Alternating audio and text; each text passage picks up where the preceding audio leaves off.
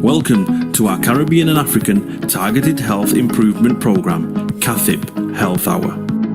The Caribbean and African Health Network, CARN, along with its national partners, are incredibly pleased to continue to bring to you targeted health and well-being education delivered by Caribbean and African doctors. These health hours are all about empowering, educating and giving space to Black people so our communities can look after themselves better. Every Saturday, our Black GPs or consultants present on those health and well-being topics that affect you, your family members and friends. Some weeks will vary and will include other panel members such as pharmacists, specialist nurses and faith leaders. Our health hours cover a range of topics and include mental health, heart health, women's health, reproductive and sexual health issues, men's health, respiratory problems, cancer, sickle cell and many more.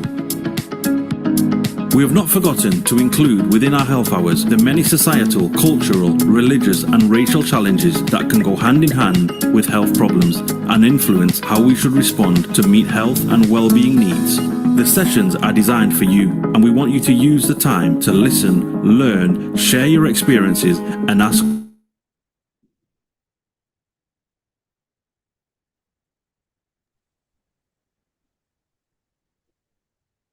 Good morning, everyone. Good morning, everyone. I just wanted to check because the sound just clipped on my side. It's wonderful to have you here again, and I'm welcoming you all to CARN's Health Hour.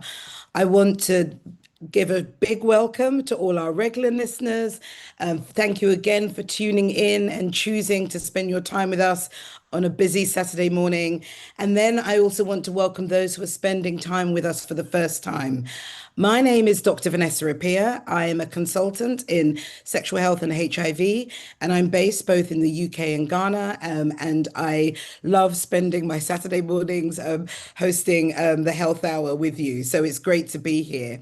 And I just want to remind us all why we are here, because the Health Hour is really a space for you, for your friends, for your families, for your networks. It's a space that we can be safe in, that we can trust, that we can come together to really learn about our health and to make sure that we can support ourselves, to take control of our health, but also that we can support others as well. So I would love to hear where you're all tuning in from. I will say that I'm tuning in from Ghana. So I'm right here from then. But I'm sure there's so many of you from different places across the globe. So please be interactive. Put it within the chat, say where you are, and if you're watching alone or you're watching with others. And please, please, please, as I've said, this is for you, this is for your network. So please do share the link with others so that we can all learn together. Today, we have such an important topic, and it's affected me personally within family members. But I also know that many of you contact us afterwards just to say that with topics that you want to hear more about. And I know this topic is one that has come up significantly. So today we're going to be talking about dementia. And we've got a wonderful speaker who I'll introduce in a second. And we've also got someone with lived experience as well, who is coming to share her relevant experience. And so, as ever, I'm always biased, but I know we're going to have a great morning together because we've got great guests. We've got great listeners, and we're all coming together to share together.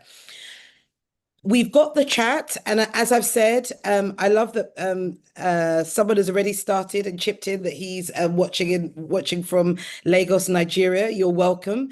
So with the chat, please also put your questions there. After our speakers have shared with us, I will be going through the questions and getting our doctor to answer as much as possible.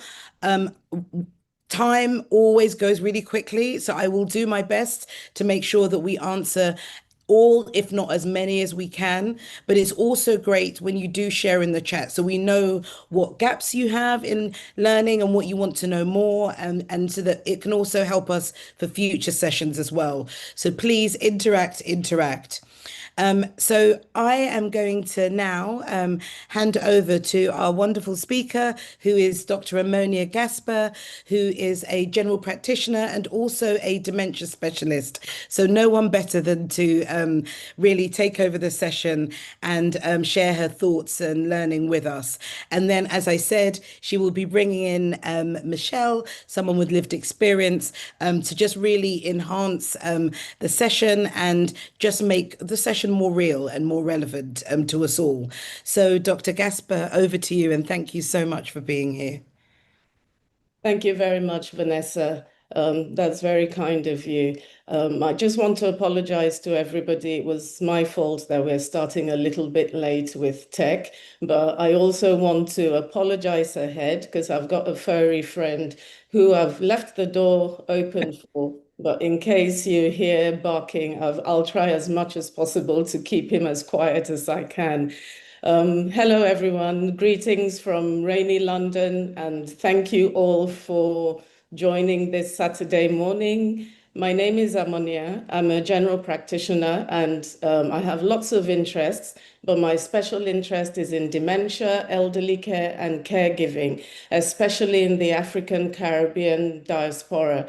We're a special community and we've been impacted by lots of different factors: migration, racism, inequity, and a cocktail of lots of traumas that all culminate into what we call neurobiological insults. Anyway, as we kick off this year's World Alzheimer's Month on the 1st of September, I'm really privileged to have this discussion with you. And I thank you, Khan, for your sacrifice for health, education, and your commitment to excellence. So my talk is about dementia, but really it's about life and how our lives pan out from preconception right through possible migration, parenting, from trauma to resilience, all shape our risk of developing dementia and how we live with it. We're here to talk about memory, brain health, and about how dementia affects us specifically in the African Caribbean communities. So I've called it the end of the road, and I'll explain why as we go on. Next slide, please.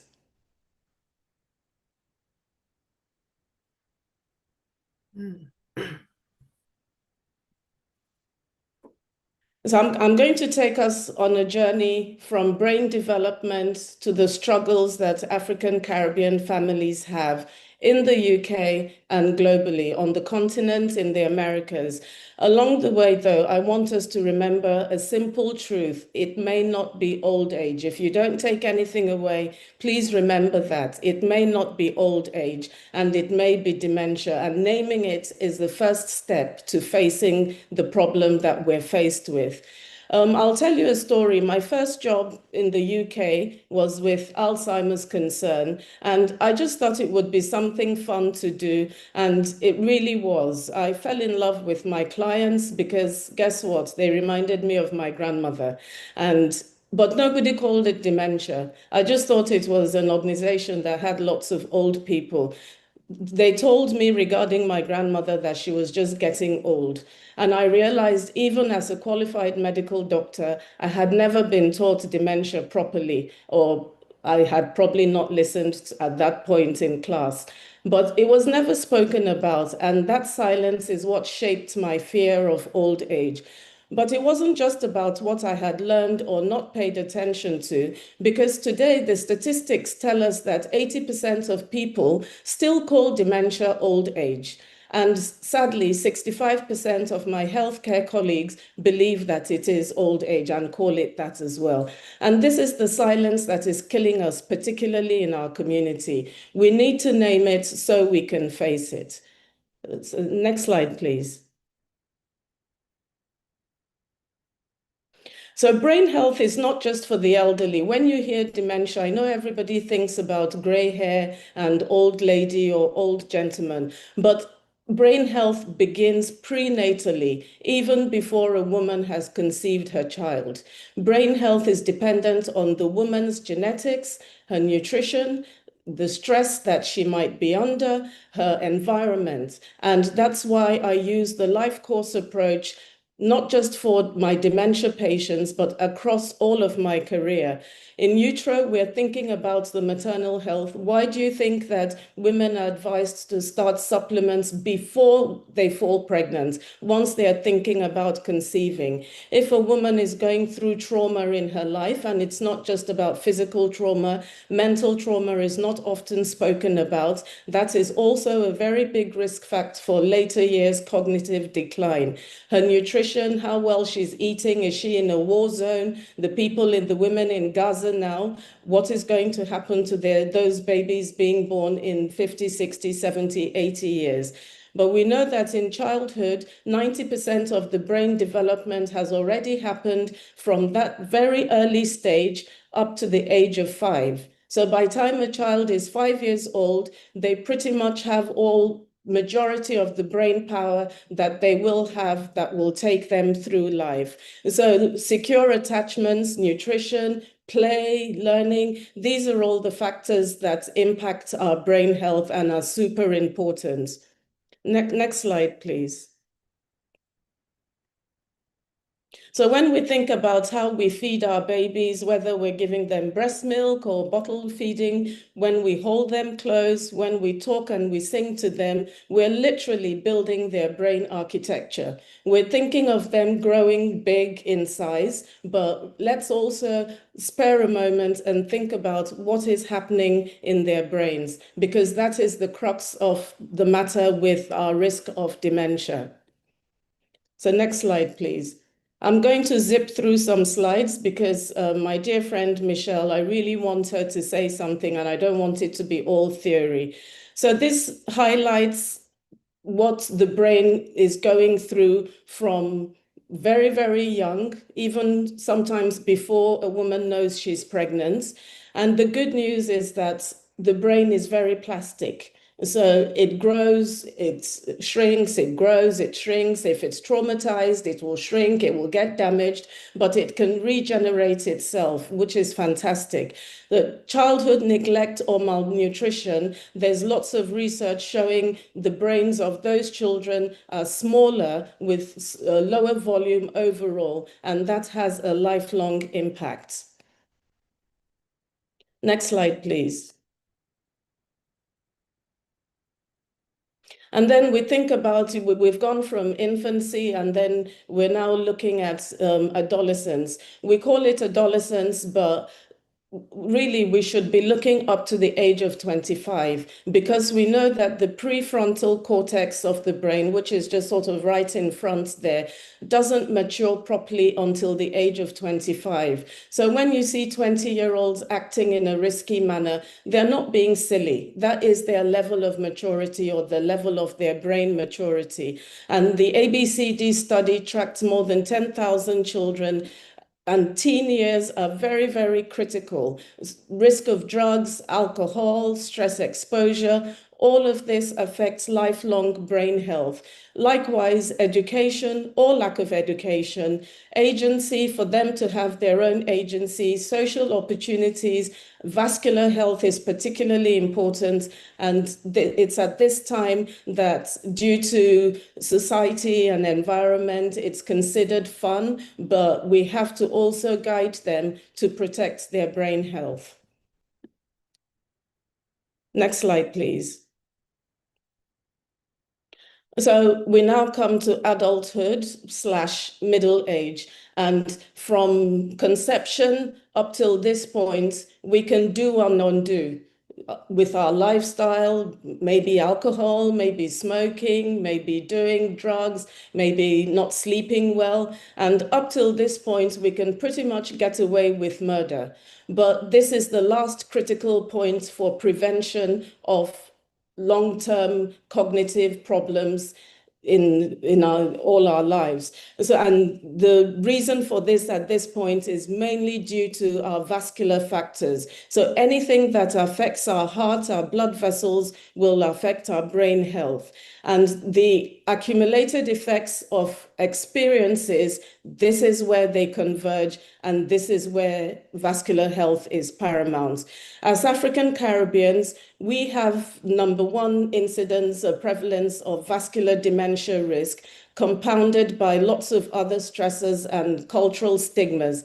And in the UK, we're more likely to develop dementia, especially vascular dementia. Why is this? Because the inequalities that we face at every stage of life, again, start from the beginning right up till date, all accumulate across the years. On top of this, on our part, we bring cultural stigma, which means that diagnosis is delayed. When we start noticing changes at sometimes age 40, I have 40-year-old patients, 50-year-old patients who sadly have dementia, but we refuse to, or we're unable to acknowledge it, we're unable to name what we're seeing, which it compounds the problem that we may have already achieved over our lifespan. And this silence hurts, not just to us clinicians, but also to families. The stigma around it isolates all of us. And by the time we seek help, it's often too late for most of the early interventions. Next slide, please. So now we come to older age, and it's at this point that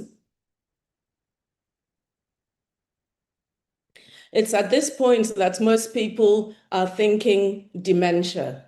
But like I've shown you, we should have been thinking about it when we're teaching children how to put their right shoe on their right foot and left shoe on their left foot, not waiting until this stage. And we've seen that the brain changes throughout life. It reshapes itself in response to experience, in response to health, and in response to age. In older age, brain will change anyway as we get older, but some of those changes are positive, and which we refer to as the wisdom side of aging. All the knowledge that you've accumulated over the years, we get better at judgment, we get better at emotional regulation and taking perspectives. Then there's brain efficiency. We learn to use both sides of our brains. If one side isn't working so well, we know how to compensate, which is why many elders are less reactive and seem to be more content, is the brain being very efficient. And there's also the emotional stability, which is a positive change. The emotional brain, which is the amygdala and the prefrontal cortex, calms more easily as we get older. And then we have the not so positive changes, the structural changes. The diagram on my left shows a healthy brain, and then you can see a shrunken brain. As we age, our brains will shrink. We can't help that. It doesn't mean it's dementia. It's just the natural aging process. And the brain gradually loses volume, especially in the memory seats, which is the hippocampus, the part that looks after executive functions and judgments, and the movement areas of the brain. Also, as we age, there's slower connections. All the nerve cells are wrapped up with a nice covering sheath called myelin. But as we get older, it wears down. And so this kind of slows down the transmission of information between brain cells. And then the neurotransmitters that our brain produces, the dopamine, the serotonin, we've all heard of that, that reduces, which affects our mood, our motivation, our memory as we get older. And so apart from the structural changes, we then have the functional changes. We start losing memory of events, the episodic memory, and much earlier than we lose the memory of facts and vocabulary. Processing speed slows down, we've mentioned that, which makes it much harder for us to multitask. What you could do several things at the same time, now you say, oh, I'm only going to do one thing. It's because your brain is unable to cope with that. And then attention stays strong if you're focusing on one thing, but if your attention is divided, then you don't take in anything either way. But most importantly, our plasticity of the brain remains, especially when it's stimulated with learning, exercise, social interaction, good food, all of that. I'm going to zoom through very quickly now, conscious of time. Next slide, please. So how can we build our brain health? We've mentioned it, but I want to very quickly mention a concept called intersectionality. And I'm doing that because I'm Black and I'm a woman, so I have the prerogative this morning. Because Black women face what we call a triple jeopardy. We live longer, so we face dementia more. As Black people, we face systemic discrimination and higher vascular risks, whether you live in the diaspora or you live on the continent. As migrants, we carry the trauma of dislocation, racism, underemployment, and then when dementia comes, it's often the Black women who bear the carer burden. 90% of dementia caregivers are women. But carers in our community lack support. We want to care, but in the UK, we need systems to support us to care. And this is the heart of my own research, understanding the intersectionalities of the African and Caribbean caregivers. So next slide, please. So now we're coming to the end of the road, the dementia proper, and this is why brain health matters. But let's be honest, many of our elders are already living with dementia.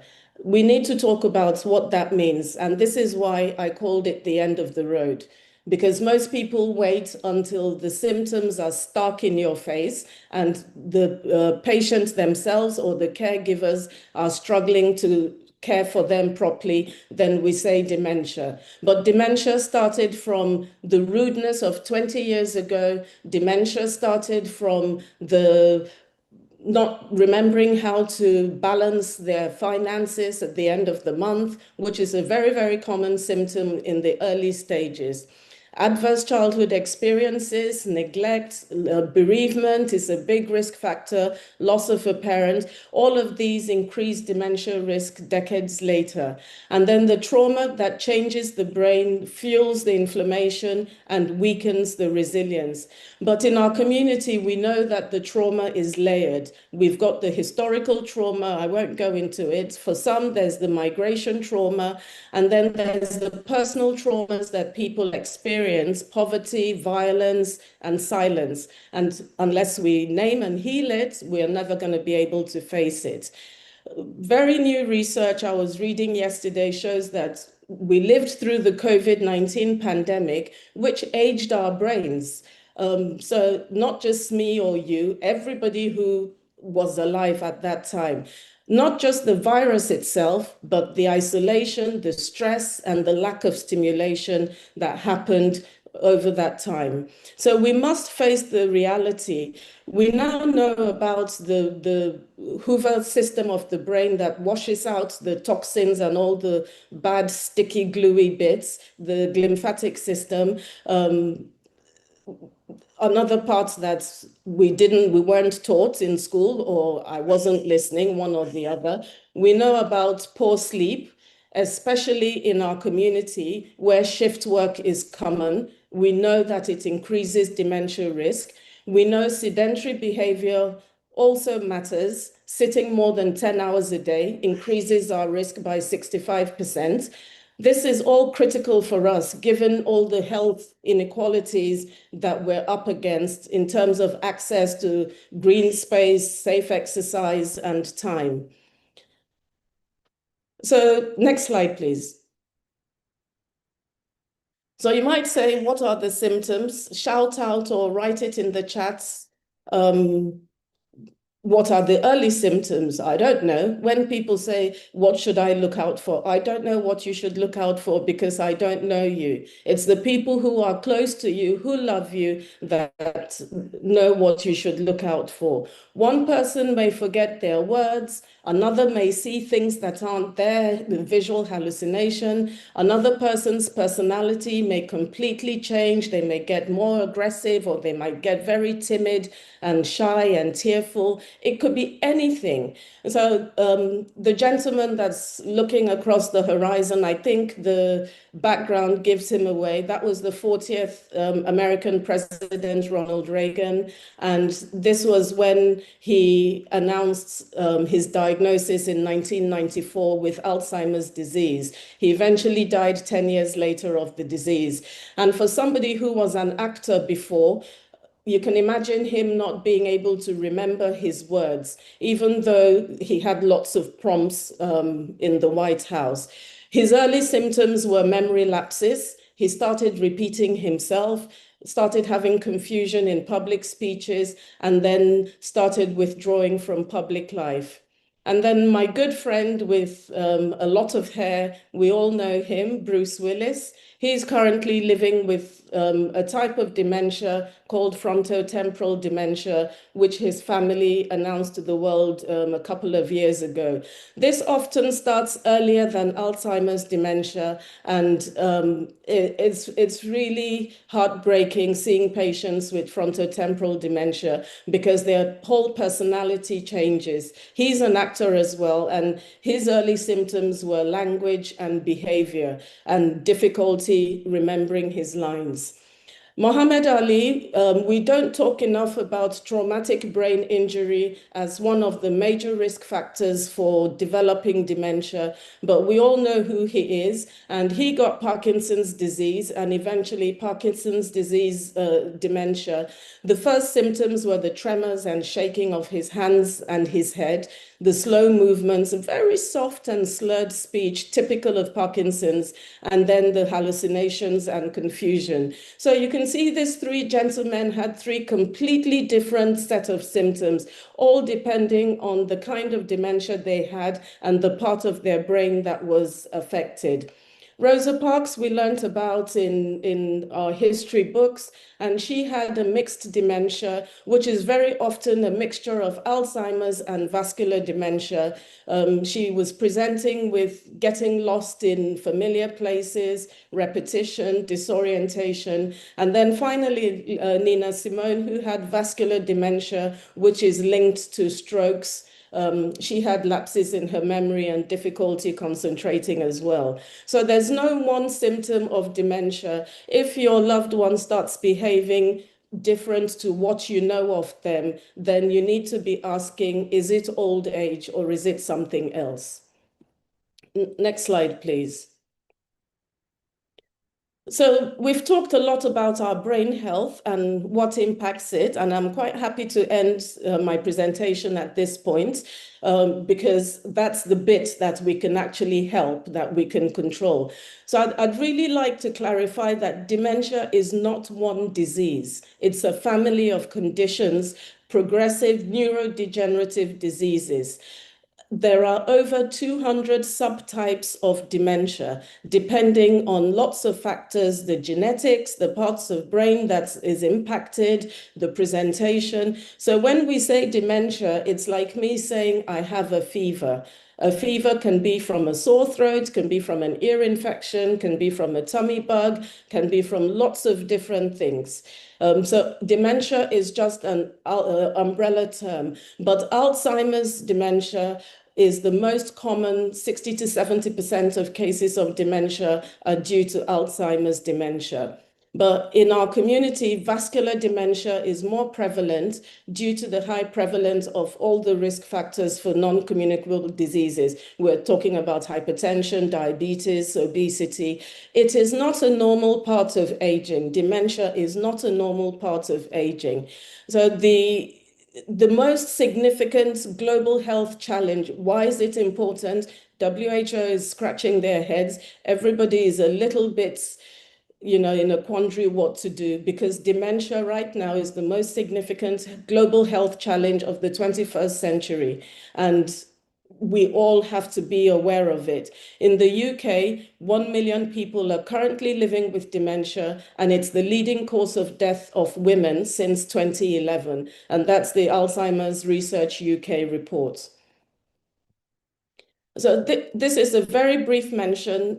Next slide, please. A very, very brief mention that the importance of brain health, and that's childhood dementia. So dementia is a disease across the spectrum of age. This is most often due to genetic factors, and it reminds us about brain health across spans all ages. I'm not going to dwell on that because that's a big chapter on its own. So next slide, please. So to bring it home, let's think about how many of us have a mother, a father, an auntie, an uncle, a grandparent that's been touched by this. And the statistics tell us that by 2050, each one of us here will either be living with dementia or caring for someone with dementia. That's how dire the situation is at the moment. Next slide, please.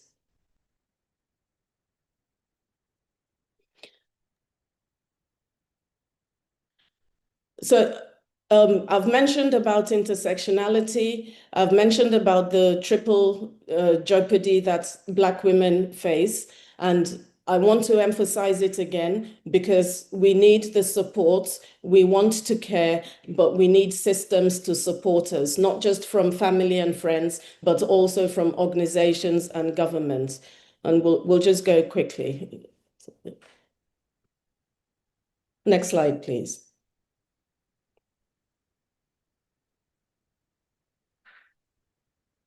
So we have risk factors for dementia that are fixed. There's nothing I can do about it. I like to think I'm 25. Okay, maybe I'll accept 35, but no more than that. But age is fixed. There's absolutely nothing, no matter how many procedures we get done, our age remains our age. And so these parts of it, our family history, there's nothing we can do about it. We're born to the families we're born into. Our genetics, there's genes that predispose to developing dementia. You're born with it, that's the legacy. Ethnicity, we're Africans, we're Caribbeans, we're Black people, we've got a higher risk. There's nothing we can do about that yet. And so let's very quickly go on to what we can help. On the next slide, please. So the Lancet Commission last year, a fantastic document, and this really warms my heart because it gives us hope that 45% of dementia risk can be prevented by addressing these risk factors. And adverse childhood experiences, we've said lots and lots about it, which increase dementia risk decades later. Trauma changes the brain. We've talked about how all that helps. But the WHO tells us that dementia is not inevitable.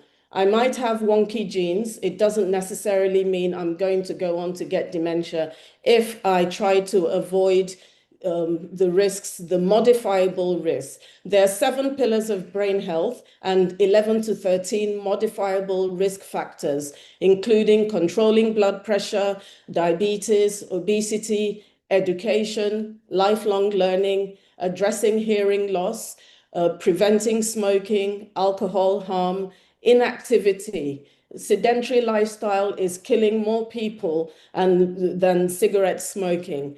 Tackling depression, trauma, isolation. Each of these risks is shaped across the life course, and each is an opportunity for us to intervene and help that person not go on into cognitive decline.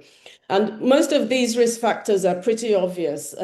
I think we all know it, but I'd like us to focus on one of the risk factors that we often don't say loud in our community, and that is that many of us are lonely. I'm not saying in the dramatic, desperate sense, but in the quiet, persistent way that comes from not feeling properly understood.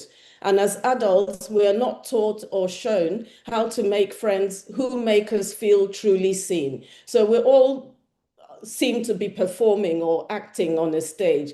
My observation, and feel free to disagree with me, is that we simply live in a world where sincerity has fewer places to go. So people are forgetting how to be sincerely themselves.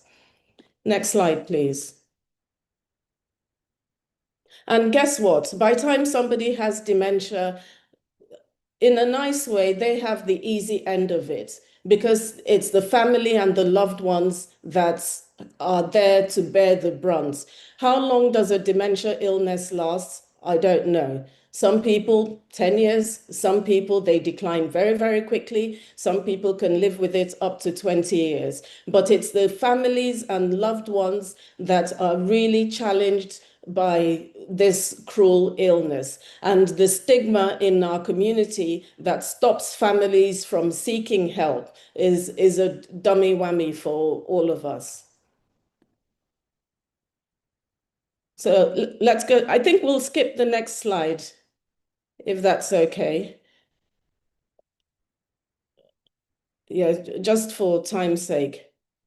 So how do we get a diagnosis? First of all, let's accept that something isn't quite right. I'm not sure what's going on. And then see your GP. We're the first port of call. And what we do is we say hello, we say hi, and we try to rule out all the preventable causes. We do a blood panel, chest x-ray, urinalysis, and then we do a mini mental states exam, which is non-invasive. But I'd like us to exercise caution with this, especially since the traditional mini mental state exam is not necessarily culturally appropriate.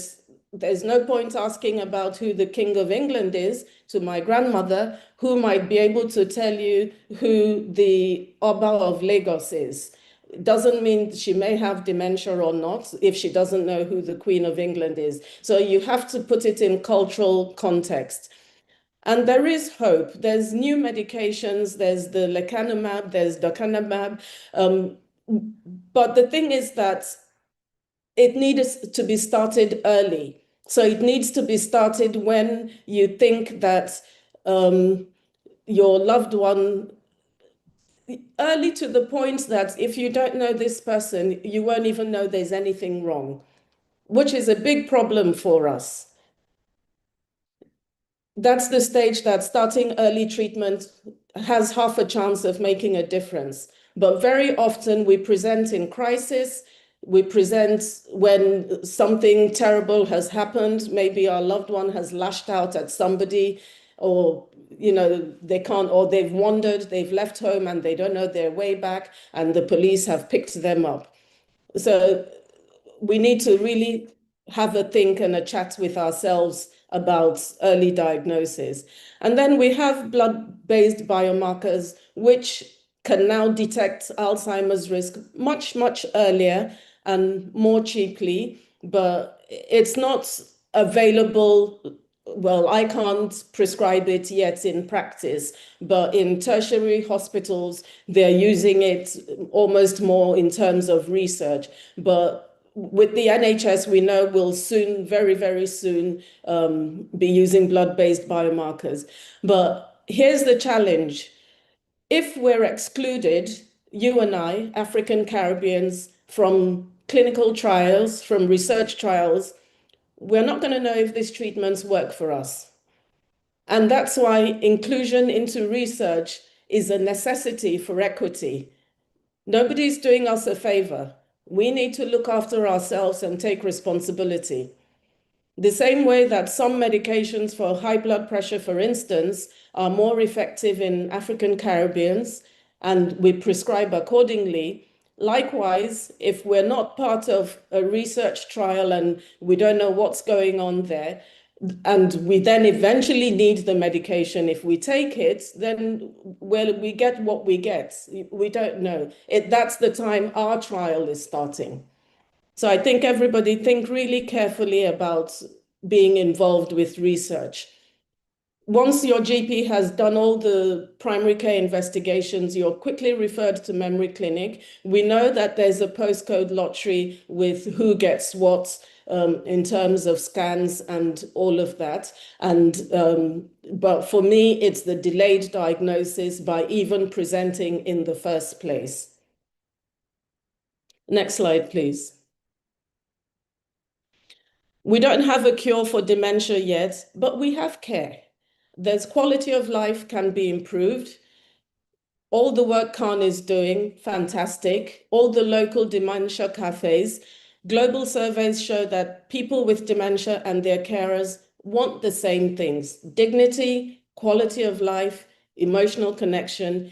Even when memory fades, even in severe dementia, emotion remains. And so the person may not remember what they had for breakfast. They may not remember where they are. They may not even recognize their loved ones, but they remember good feelings, and that is what keeps them going. The ability to love, to laugh, and connect is preserved. Families often tell us that she doesn't remember my name, but she remembers the song we used to sing. And that's just so beautiful. So carers need support. In our African Caribbean families, caregiving is seen as love and duty, and that's absolutely fine. But without systems, it becomes isolation and burden. And supporting our carers is actually supporting our patients. So next slide, please. So I'm almost done. There's what's new. We've just come from the Toronto conference, which was really amazing, and it really highlighted that structured programs encompassing everything that we know already: physical activity, tailored diets, cognitive and social engagement, and health monitoring is what we need, even with people with apolipoprotein E4 genes and poor heart health. We know about biomarkers, which is a clinical game changer and is now used as even as a substitute to having PET scans or lumbar punctures and all those invasive things. Traumatic brain injury is really highlighted, and chemo brain. And we know that women are more affected by trauma to the brain and chemotherapy for whatever reason than men. So that's something as well to highlight. We know about the medications, we know about the consequences of environmental toxins, flames, hydrocarbons, all that kind of thing, being exposed to lead. All of that affects our brain health and is preventable. So where do we go from here? Next slide, please. So for me, where we go is we need to name dementia in our communities. We need to teach brain health the same way we teach our children to brush their teeth right from babyhood. We need to teach them how to look after their brains in schools and churches and in our homes. We need to support our caregivers with a lot of dignity, and we need to demand inclusion in research. Also, trauma is a big risk factor. We need to heal trauma across generations. If we do this, we can not only protect our communities, but we can also help to eliminate the silence and the stigma that surround it. So one way to break the silence for me is a beginner's mind. Science itself was trapped in an expert's mind. The person who was the father of neuroscience at one point told us that the adult brain couldn't grow new cells. And we believed that for more than 100 years. Now we know that's not true. We know that the brain continues to regenerate right up to death. And so if experts could be wrong for so long, we too must learn with humility and curiosity and openness that it might be old age, but it might be something else as well. Thank you very much.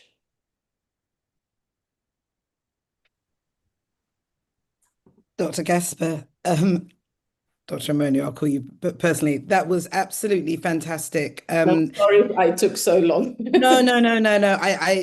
Please do not apologize, because I am sure everyone has learned so much. I have, as a clinician, but also as a Black woman and looking after older parents, but also other members of a family, not just thinking about older age as well. So, and you conveyed it so beautifully. So thank you. I know that we have Michelle now, who you're going to have an interaction with, just to share Michelle's experience. And we are also really honoured to have Carl Case, who won the Black Awards for Social Care Professional of the Year, who has done significant work in creating dementia resources. So I want to really give some space to Michelle and also to Carl afterwards. And then I have questions coming in thick and fast as ever. So we will do our best. But I just think it's a testament of how powerfully you shared this really important insights. So I'm going to hand over back to you, Dr. Amonia, to bring in Michelle, and then we'll go from there. Well, thank you. Thank you, Vanessa. Michelle and I met at a Dementia Carers Counts meeting. I think it was a couple of years ago or so. Needless to say, we were the only Black people in the audience. So we came together and started collaborating and are building up a platform that mirrors the support and the resources that we see with Dementia Carers Count, but with the cultural edge for African Caribbean people. We're providing community and tribe and holding space, aren't we, Michelle, for this cruel disease? Michelle has become a sister now, and she reminds me to go to bed when my head is buzzing. She's a psychologist, a qualified counselor, and was a full-time caregiver up till March the 23rd, when she lost her dear mum, Auntie Laura, to dementia. But she had good innings, 97. Please welcome Michelle Guthrie and to tell us about her journey. Thank you, Michelle. Thank you, Amonia, for such a wonderful introduction. Good afternoon to everyone on the platform. I'm quite happy to be here to share my experiences with you all and open to any questions. So, my dear mum, known to many affectionately as Aunt La, was diagnosed with Alzheimer's probably about 4 years ago now. And just to step back a bit, she was born in 1927, came from Jamaica. And had all her life living in England. And about 5 years ago or so, I started to notice little changes, which was out of character for mum. So, for example, she didn't realize that she was watching the same program time and time again. So she loved this program called Come Dine With Me. It's a food cookery type program, you probably know it. And she'd always come to my home and say, I want to watch Come Dine With Me. But she just didn't realize that she hadn't seen that episode before. So that kind of got me thinking, this is a bit odd. This is not like mum. And then one day she went out on the bus and she ended up miles away from home, to the point that somebody had to call her a cab to get back to her home. And I thought, no, this is definitely out of character. It's not mum. And then she started to get irritable and quite moody at times. And I noticed she'd start a conversation, but she couldn't finish her sentences. And then I thought, no, something is not quite right. So I made an appointment with her GP. And the GP suggested that I go to the memory clinic. He referred me to the memory clinic. But it took months and months before we were able to get an appointment with the memory clinic. Anyway, the long and short of it is we managed to get an appointment, and the person came out to her home to do the full assessment. And my mum turned around and she said to me, what is this? Who is this woman? Why is she here? You know, she started getting a bit anxious. But she went through the whole process of the various tests and questions that they asked her, and she hated it. You can imagine all these questions. Like Amonia said, you know, they were asking her things like, who is the Queen of England? And so many different questions. But I noticed mum started to become more irritable the minute the person asked her to do some drawings. So they asked her to do something like draw a circle in a triangle and what have you. And mum just didn't understand, you know. And all the questions that she was asking her from her childhood, school, right up until present day, mum was just struggling and she absolutely hated it. So anyway, they went off, spoke to a doctor, examined all the paperwork, and they came back to me and said, she's got Alzheimer's. And to be honest, I wasn't really surprised. I knew something was wrong. And then as time went on, as the days progressed, particularly when it came on to late afternoon, early evening, Mum was becoming more and more restless, very irritated and agitated. Then I started to do my own research and found this concept sundowning, which I'm sure many of you have heard of. And then I thought, maybe that's what's going on. She's not being able to distinguish between night and day. And then as time progressed, she started to cry a lot. She was constantly crying, and no amount of pacifying could calm her down. And it just started to get worse. And then I became quite distressed myself, not quite knowing what to do for her. And then we got the GP involved, myself and my sister, and they put her on like antidepressants. I'm not sure if I'm pronouncing it right. I'm not a doctor, but I think it was something called mirtazapine. Is that correct? Some type of antidepressant, mirtazapine. But we noticed when we gave that to her, she was just totally zonked out. And in fact, she appeared to be worse. So I took her off it. I thought, no, this is not working. But it got to a point where she just couldn't be left alone at home. So we had a routine between myself and my sister Jackie. So Jackie would stay with her for 1 week, I would stay with her the following week, and so on, because she just couldn't be left alone. But then it became very, very stressful for me and my sister, but particularly for me, because I was used to going out and about. I loved the gym. You know, I was building my private practice as a therapist, but I noticed even I began to get quite irritable and moody myself. I couldn't go to the gym because Mum couldn't be left alone. I wouldn't leave her alone. And then I thought to myself, oh my gosh, if I'm feeling so overwhelmed with all of this, how many people must there be of African Caribbean descent that are feeling as I am? So last year, January 2024, I went to bed and an idea came to my head and I thought, do you know what? I'm going to start a dementia support group. So I thought of a name that I really liked, and it was Nyakoma. I don't know if the pronunciation is correct because I'm not from African origin, but when I researched what it meant, I thought this is absolutely what I need. So Nia meaning having a sense of purpose, and Akoma relating to love, unity, endurance. So I just got some flyers printed and started telling people about it. And that's what happened. That's how the platform was born. So we've been going from strength to strength since January 2024. My dear friend Amonia came on and supported me. So we do the support groups together once a fortnight on a Thursday between 1 and 2.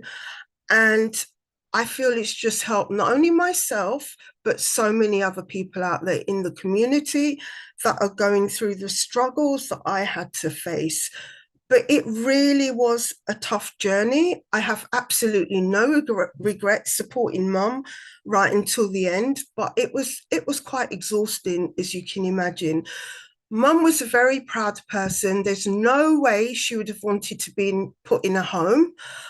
We tried to have respite for a couple of weeks by putting her in a home for what was supposed to be 3 weeks. She cried continuously for 3 days and we just had to take her out.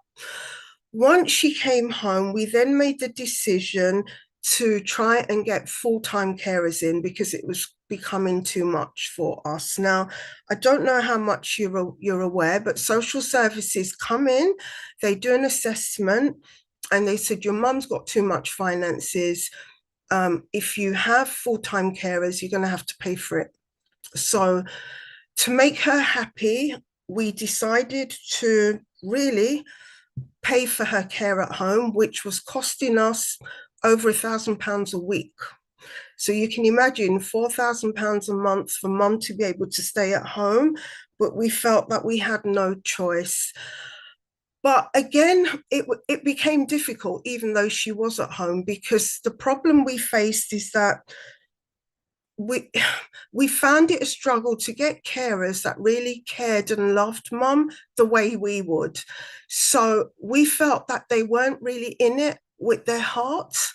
it was more about what they could get out of it. And when we weren't with her because we had to go out for whatever reason, a few days later we'd realize, oh, this was missing. Where is this? Where is that? And we then began to discover that the carers took things from her home, and mum was vulnerable and she didn't realize.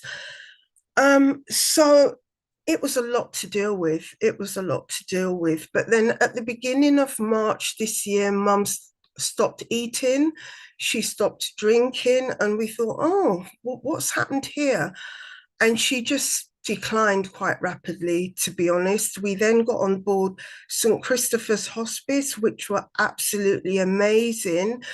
We didn't leave mum, and what I would call a good ending, she slipped away quietly in the middle of the night on the 23rd of March with both myself and my sister present, which I thank God for, because she wasn't on her own. So that's basically my journey with dementia. It's cruel. You know, you really see the changes. It's absolutely cruel. I don't want anyone to have to go through what I went through. And so this is the reason why, for me, it's important that the support group that we have in place, it's important I can reach out with Amonia as well, and we can help each other. So with my support group, it's threefold really, because we share resources. Any new studies or research that comes out, we share it with each other in the group. We offer emotional support. So the carers are able to share their feelings, the highs as well as the lows. And we feel that we all understand each other, so it gives us comfort in a way. And it's also community connection, because we share ideas from a cultural perspective, which, you know, helps enormously, because we talk about food, we talk about all sorts of things, and it's really, really inspiring. And the greatest thing for me, even if you change one person's life, it's not about numbers, it's about, you know, giving people support that they need, the quality. So I'm proud to say that we have people come on our platform from America, the Caribbean, and the UK. And any carer from an African Caribbean background is more than welcome to join our support group. As I say, every other Thursday, starting at 1 o'clock until 2, or just sometimes past 2, we're there. So the next meeting is this coming Thursday. So if anyone on this platform is listening, that they know any carers of African Caribbean background that could benefit from the group, please, please, please tell them about it, and we're happy to support them in any way that we can. So that's briefly my story. I'm open to any questions. I should also say, a part of the support group as well, where we can, we bring in guest speakers from an African Caribbean background. So for example, at one of the sessions, we had a Black Admiral nurse on, who came on, because some people don't know that there is a telephone number through the Alzheimer's Society where you can contact that give you support, should in case you're absolutely frustrated or you need somebody to talk to. So there is a Black Admiral nurse. There's a new service that started where you can get an appointment to liaise with the Black Admiral nurse for support. So we try and get guest speakers in that are of relevance around the topic of dementia. Thank you very much, Michelle. Thank you. I'll very quickly just introduce Carl. I'm really honored to be introducing Carl. Oh my God, Carl, I read all about you when I was doing my research. Carl is a dementia educator and an advocate, and well known for his pioneering culturally appropriate care for African Caribbean communities, and co-founder of the Sheffield Memory Hub, and he's developed innovative tools such as the African Caribbean Dementia Toolkit. Carl, thank you very much for speaking to us. Well, let me say thank you. Let me say thank you to Michelle, because Michelle, you've been on a journey, and you that many care partners, many family members who are living with somebody with dementia. You've been on that journey. Yeah. And I'd like to thank you for sharing not just aspects of that journey, but for also sharing some of the support that is now available, some of the support that you've helped to create. So thank you so much for that. Dr. Amonia, yeah, many thanks for this engaging, informative session. And I think it's a session which we've all found engaging and informative, where you've touched upon many of the factors which have contributed towards us being 22% at a greater risk of developing dementia. And you've also touched upon something which a lot of organizations and others do not speak about, the systematic racism, which also contributes towards it. Hans, thank you for this session, because the voices and experience of Black, African and Caribbean people are missing from the broader dementia conversations. Historically, we've been missing. Contemporary, we've been missing. And what's this resulting in is that it's resulting with us being left out of the research, left out of the planning, and generally left out of service development. And when services are provided, we frequently find that they are invariably not culturally appropriate to our and our families, our elders and loved ones living with dementia. So thank you. Amonia, you spoke earlier about hope. Yeah, and I'd like to focus upon hope. Yeah, because there when somebody gets diagnosed with dementia, it's not the end of the road. It's the beginning of a new chapter in their life. And we can all, and there are ways in which we can contribute and enable them to live the best lives possible whilst they are living with their dementia. And from an African Caribbean perspective, what we've been doing, we've been developing resources. I'm from Culturally Appropriate Resources, and we're developing a wide range of resources to help families and those living with dementia from our backgrounds. I won't go into a long list of them, but there's, if listeners Google my name, Carl K, C-A-R-L-C-A-S-E,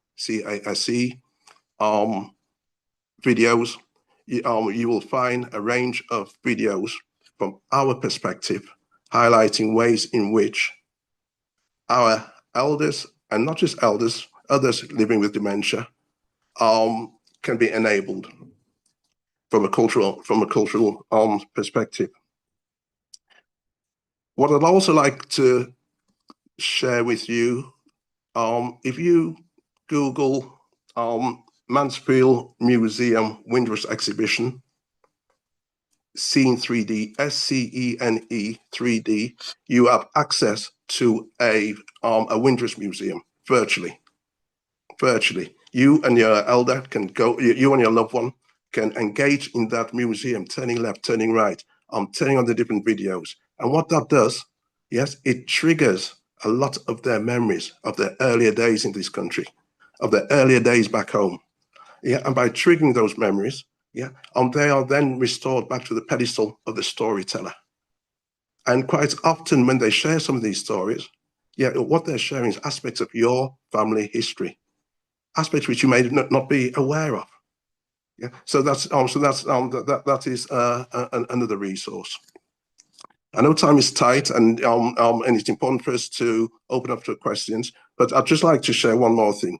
Amonia, you touched upon the modifiable risks. And there are ways in which all of us can minimize the risk of us developing dementia.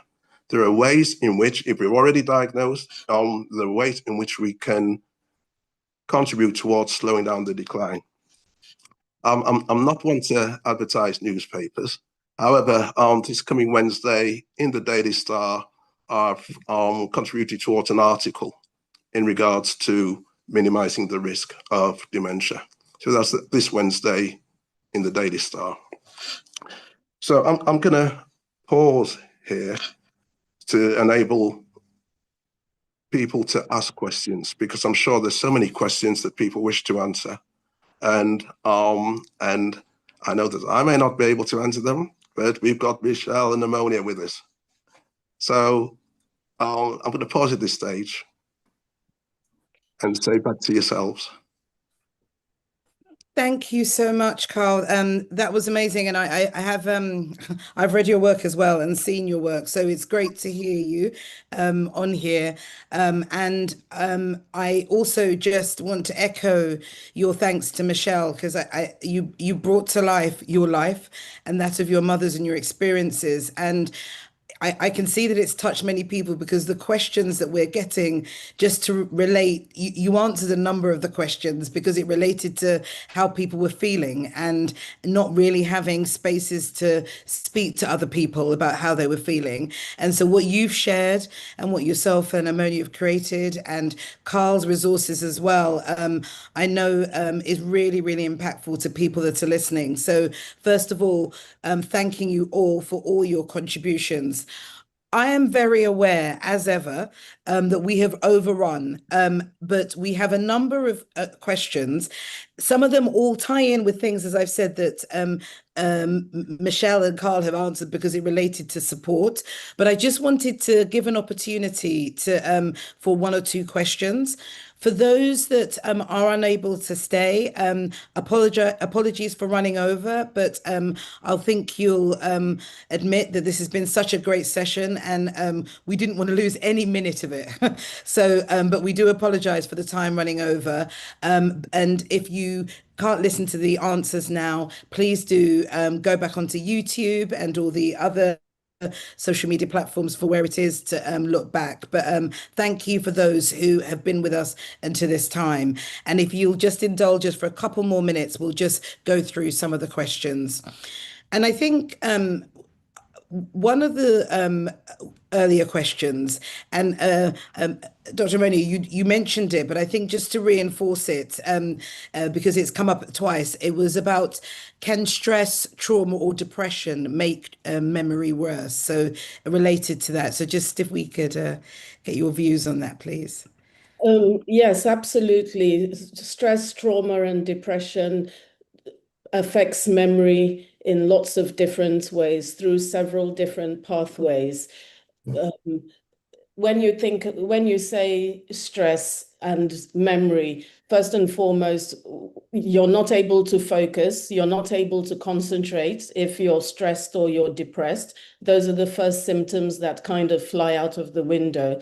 If you don't focus and you don't concentrate, then you might read a book or talk to somebody, but you're not retaining that information to be able to bring back at a future time. So it's not so much the memory per se, as the information is not registering in your brain to be able to be used in the future. But quite often now we don't know if dementia, or we know rather that dementia can lead to, depression can lead to dementia, as well as being a symptom of dementia. So it's very important to address any dementia-like illnesses. And there's so many symptoms that are symptoms of depression. For instance, not sleeping properly, insomnia, is a big symptom of depression, but it's also can be a symptom of dementia. So there's a lot of overlap. And the short answer to all of that is yes. Stress, depression, anxiety, all of that, and dementia are hand in hand as cause and effect. Perfect. Thank you so much. And another question to all of you is about this has come up a number of times, so I'm kind of paraphrasing, but how do we support a loved one when their memory starts fading?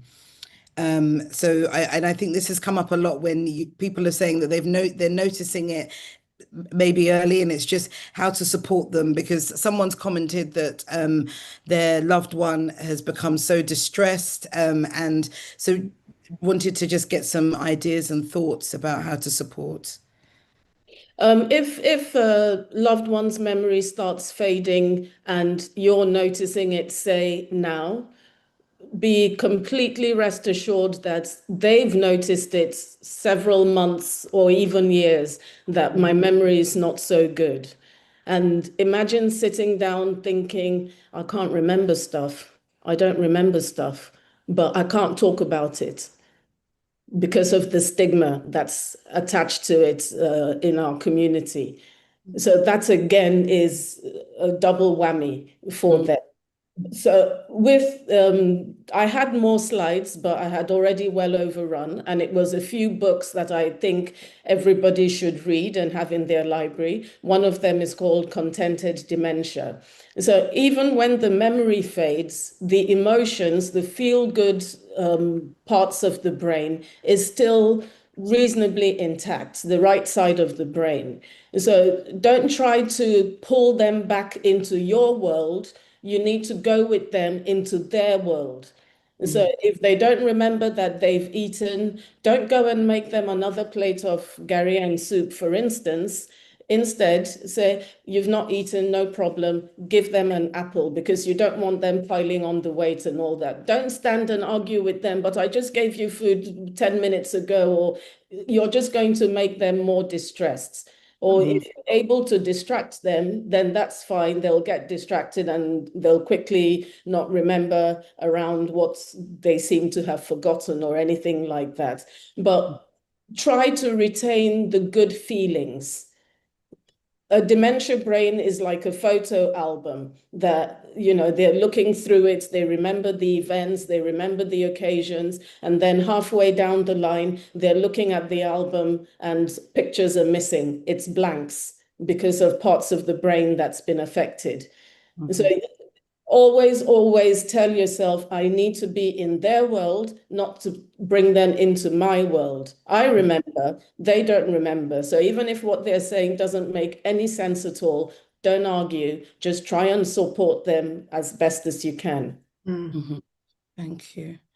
As I've said, a lot of the questions relate to support, and so I know, and I wonder whether, as you said, like with contented dementia, there were other slides that you were going to share, whether the slides will be made available, and there are links that have been put in the chat about the support group and for Carl's YouTube link. But I just want to do two more questions.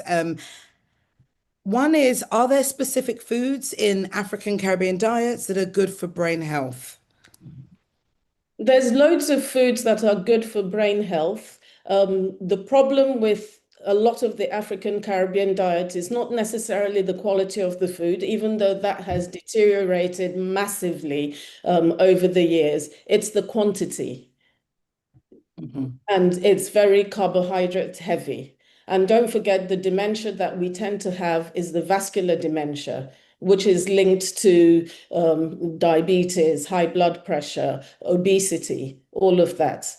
So our vegetables, our soups in Africa, there's loads of different soups that are extremely healthy for brain health. And the good thing about it is not even so much the food, but how it's prepared, where now everything comes out of a packet and put in the microwave. Very extremely unhealthy and not very good for brain health on the whole.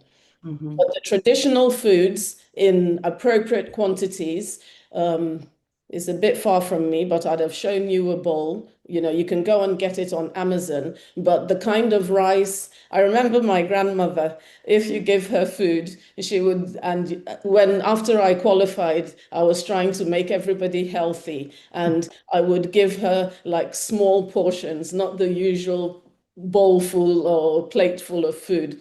And she would look at what I gave her and say, if you want to give me food, give me. If you don't want to give me food. So suggesting that the portion was too small. So we're used to that, but we have to try and get our head around eating to live, not, eating because there's food. Yeah. No. I think that's right. It's the eating to live and getting that balance that is so right. And the last question before we just kind of bring the session to a close, and I hand over to colleagues in Khan.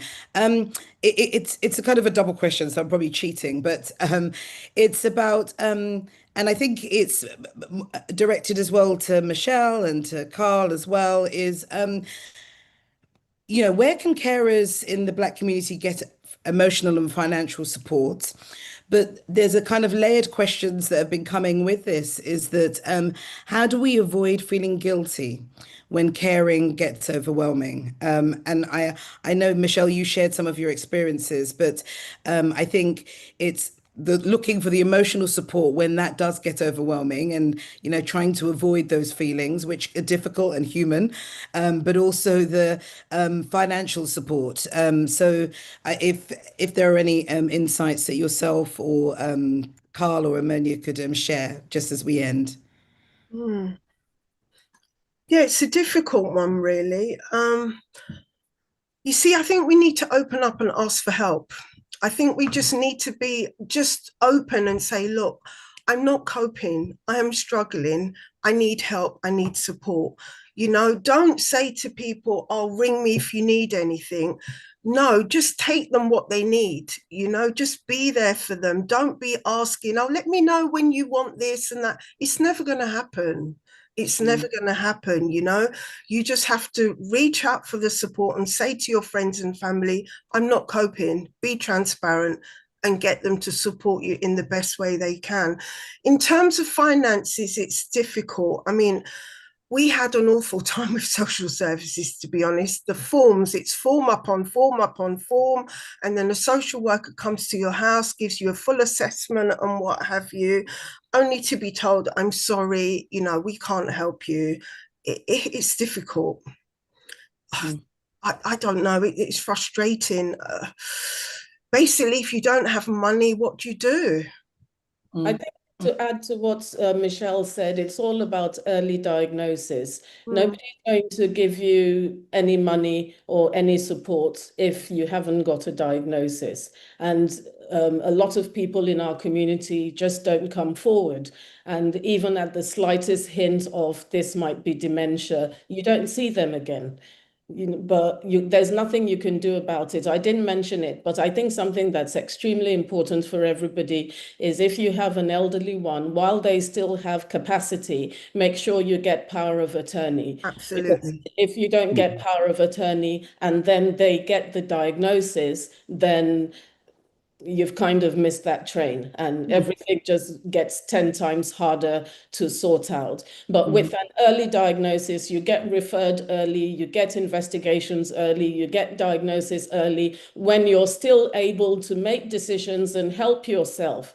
And then between yourself and your family, you can try and get all the support depending, it's all means tested because obviously health economics and all that. But you're more likely to get the support if you start early than when you're presenting in a sort of crisis situation or the ambulance is taking you into A&E and all of that. Yeah, I totally agree with you, Amonia. And also to say that in addition to power of attorney, you must have a will. That's vital because the deterioration with dementia can happen so rapidly. You need to talk to your family about what is it you want, in case inevitable happens. A lot of our African Caribbeans, we don't want to talk about it. We think the minute you mention the word will, you're going to die tomorrow. But hey, the stresses and strains that I've seen, if you don't have a will in place, unbelievable.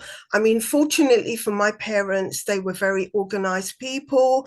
They had their will. My parents, my mum and dad paid for their funeral before they died. So we didn't have to worry about that. But, dealing with dementia and not having power of attorney, just, I can't begin to think. So it's really important that we have these things in place, definitely. What you've been highlighting is that whoever's on this dementia journey, it's difficult. Yeah, it's difficult, and you people are walking in unknown waters. So the support is crucial. In Sheffield, we set up the Sheffield Memory Hub. We meet on a weekly basis, primarily for people primarily for people of African and Caribbean descent living with dementia and other cognitive challenges. And it's not just for people living with those challenges, it's for the care partners as well. Within that group, the care partners have other members of the community who are walking along similar journey. walking along a similar path, and they can get support, and they do get support from one another. However, support agencies like ourselves, primarily Black focus, are few and far in the country. And when we look at the dementia cafes, which do provide support, very few Black people go to those dementia cafes. However, where our people go is to church, yes, and other places of worship. So, and now I'm throwing a challenge out there, is that for all the churches and church leaders, congregations, just to reflect, how can our church become more dementia friendly? Yeah, how can it become, can they become more dementia inclusive? Because I can almost guarantee that every church up and down, every Black-led, Black majority church up and down the country, I've got members of the congregation who are waiting for a diagnosis of dementia or who are diagnosed, right? Yeah, and it's so easy for them to feel ostracized. Yeah, if people within the congregation aren't dementia aware and conscious. Yeah, so if somebody's having a certain displaying certain behavioral patterns within a service, it's so easy for others just to give them the cut eye or on people sorted tut, right? And if that's the situation, their care partner feels alienated from taking them to church, them to worship, and going through this crisis. They need their faith. Their faith is part of who they are. Yeah. So so it's quite easy, and I've come across many who have been ostracized from their place of birth because of lack of understanding or awareness that dementia is a brain health situation, yeah, a brain health condition, and it needs to be recognized. Yeah, and for the churches to reflect upon how can we become more dementia friendly? How can we provide the support, the appropriate support to the family that they need as they're going through this crisis and critical journey? Mm-hmm. Carl, I think you've just that call to action that you've just given, I think is really a beautiful way to end, because it's and I think it's also, we need to broaden that call to action to all of us as well, about how we create spaces for the conversation, and how we, if we don't see spaces that we all go to, like our faith groups, etc., that are not being dementia friendly, what can we do to challenge what's happening to make sure that everyone is embraced? So I know that we have come to 12:30 in the UK. Well, I'll give us a minute, 12:29. And we were supposed to finish it 29 minutes earlier. But every time I do Health Hour, I always say the same thing, but it's because we have the right people speaking and the right people sharing. And again, today was another perfect example of that. So I really, really want to thank Dr. Amonia Gasper for your amazing delivery and content, Michelle for your honesty, openness, and for all the work that you're doing, and for Carl as well for coming on at the last minute to really share all the powerful things that you're doing. It's been such a great morning. And I also want to thank everyone that's given all your contributions. I tried to bring them all together. Apologies if I didn't do it justice, but it seems like another follow-up session is going to be needed. So, but thank you, thank you, thank you. And I hand over to Sam from Khan to kind of bring things together and give more of the highlights of what's to come. But thank you everyone so much. We don't take your time lightly on a Saturday morning. So thank you. Sam, over to you. Thank you very much, Dr. Vanessa. I would like to say thank you very much again to Carl, just echoing what Dr. Vanessa said, and Michelle and Dr. Amonia. This has been truly an inspiring session for everyone tuning in today, and I think it's important. But for me, one of the big takeaways is that when someone's going through this experience, not to make them feel isolated, try and make sure that they continue their routine. And as Carl said, the faith aspect that we all take dear to our hearts. It's also important to those going through this experience, so we shouldn't shy away from taking them to church or taking them to the mosque, or continue that faith aspect that they've built over the years. So I'm just going to quickly go through some upcoming events and opportunities happening here at Khan. I've put some links in the chat, so please feel free to register on any of these links if you are interested in. Next week, we'll be having a session on advancing inclusion through Black involvement and clinical research, just as Dr. Amonia mentioned earlier on. If we aren't in the room, if we're not part of the research, if we aren't counted for, when things are created, when things are brought to the forefront, we'll be lacking because we didn't put ourselves there to make a change. So I'm just encouraging all of you to please attend next week's session where we discuss with Dr. Doyi about how important it is that we can be involved in clinical research, which is an ongoing issue within our community. Thank you. In a couple of days' time, on the 16th of September, we have the Black History Month Media and Comms event. This is for anyone within the creator space. If you work within marketing, media, comms, PR, please do register, scan the QR code or click the link to register.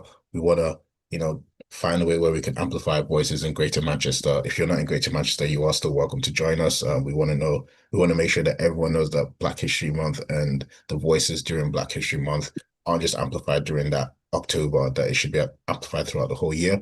And we should all have a unified voice in how we amplify the voices of our community. So please feel free to register. It's a free event. It's happening on Tuesday, the 16th of September from 4 p.m. to 5 p.m.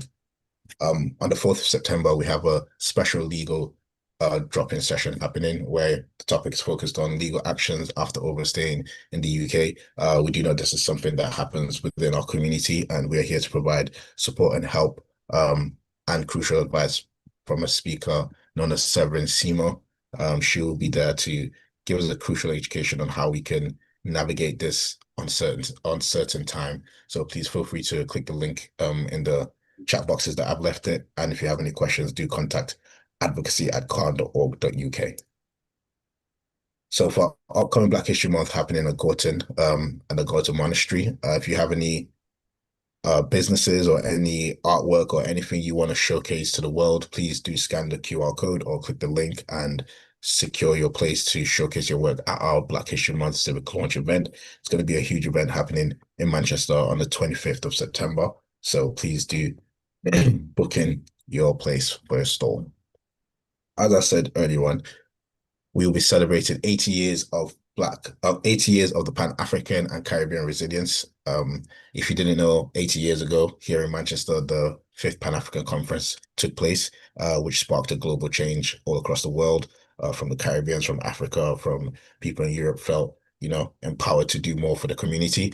We'll be celebrating this on the 25th of September at the monastery in Gorton. It's a free event. The doors will be open at 6 p.m. for those that want to come and visit the stores or network with the community and those that are there. And the event is going to start from 7 p.m. So we look forward to seeing you. There's going to be cultural performances. There's going to be special talks, and there's going to be a lot more entertainment and lots more that I don't want to give away. So I hope to see you on the 25th of September. We have the Black History Month Khan Gala coming up very, very soon. October is around the corner. As we know, the year has gone pretty quickly. August is practically done. So by the time you know it, we'll be celebrating the Khan Gala on the 11th of October from 6:30 p.m.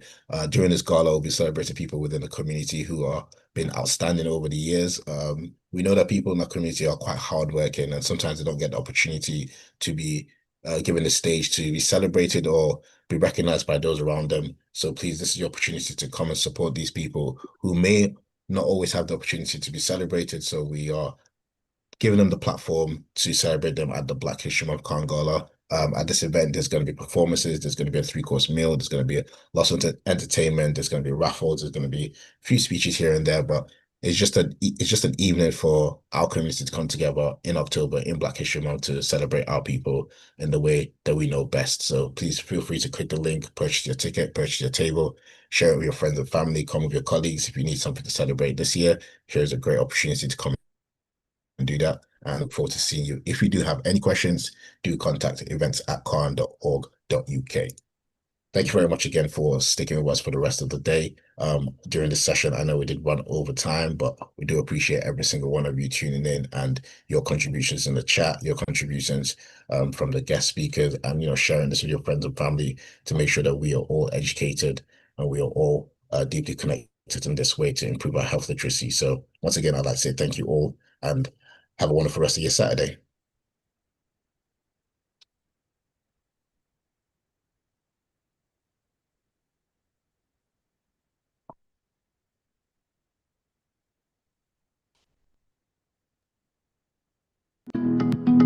Welcome to our Caribbean and African Targeted Health Improvement Program, CAFIP Health Hour.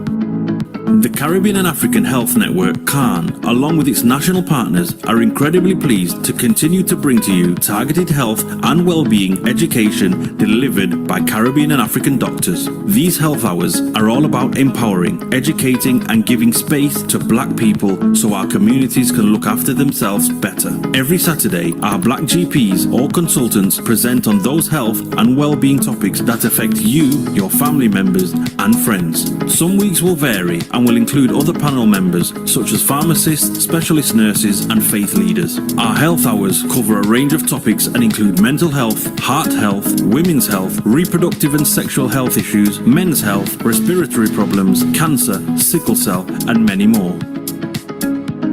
We have not forgotten to include within our health hours the many societal, cultural, religious and racial challenges that can go hand in hand with health problems and influence how we should respond to meet health and well-being needs. The sessions are designed for you and we want you to use the time to listen, learn, share your experiences and ask questions to our Black doctors. During every session, we will gather your feedback so we can continue to respond to the needs of our Black community.